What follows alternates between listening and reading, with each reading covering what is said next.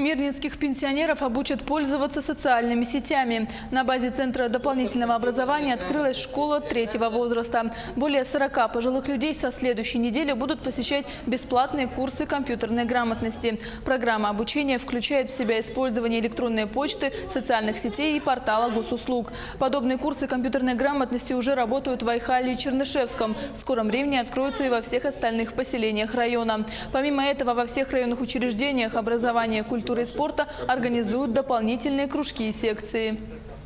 Наконец-то мы будем считать себя наравне как-то с другими, как-то, как сказать, с обществом как-то наравне. Потому что все-таки сейчас к врачу надо обращаться через компьютер. Это самое, услуги надо заплатить тоже через компьютер. Пенсионное управление тоже обращаться через компьютер и так далее. И банк нужно обращаться через компьютер. Так это очень хорошо.